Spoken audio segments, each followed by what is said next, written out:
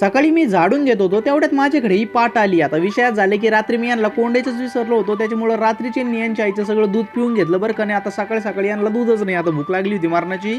मग मी पण काहीतरी डोक्याचा जुगाड लावला आणि केलं बाबा दूध तयार, आणि यांना दोघींना पिऊ घातलं मस्तपैकी. आता आहे ना जरा शांत झाल्यात. आता हे दूध मी कशापासून बनवलंय ते तुम्हाला पिन कमेंटमध्ये दिसून जाईल बरं का. आता थोडा दुपारी मुरुम व्हायचा होता, त्याच्यामुळे ट्रॉलीत मुरुम भरला मस्तपैकी व्हायला. म्हणलं 20-25 ट्रॉली होईन बाबा, 10 ट्रॉलीतच म्हणलं राम राम. आता नाही करायचं काही, पाणी सोडलं टाकीत, कारण की टाकी पूर्ण खाली झाली. तेवढ्यात गवताकडे बघत होतं, गवत बी वाळायला लागले, त्याला पाणी सोडावं लागेल. पण गवतावरून आठवलं की बाबा आपण आहे ना 40 दिवसापूर्वी मूर घास तयार करायला ठेवला होता होममेड. त्यात काही औषध टाकले नव्हते आपण, त्याचा तयार झाला की नाही बघायचं होता. उघडून बघत होतं, मस्तपैकी तयार झालाय बरं का. पण त्याच थोडा थोडा वास येत होता. मला डाऊट येतोय बाबा आता शेळ्या खात्यां का नाही. मी तर प्रॉपर त्यांच्यासाठीच बनवला. आता 40 दिवसाची परीक्षेचा रिझल्ट आज येणार होता मस्तपैकी. मग त्यांना टाकला आणि सगळ्या शेळ्या तिथं आल्या होत्या बरं का. पण एका शेळीने सुद्धा त्याला तोंड नाही लावलं बाबा. माझा मुडीत का हाप झाला होता. मी गौरीला टाकलं, गौरी तर मस्तपैकी खात होती बरं का. तेवढ्यात म्हणलं चला गड्या आता मी ना थोड्या वेळाने येतो. मग इकडे मुरली बाबाकडे आलो होतो, त्यांच्या संत्र्याच्या झाडाला मोसंबे झाडले. इतक्या मोसंबे आल्यात, भविष्यच नाही करायचं. मग मोसंबे थोडे घेऊन घरी आलो. तेवढ्यात बघत होतं गौरीने सगळा मूर घास संपवला होता बरं का.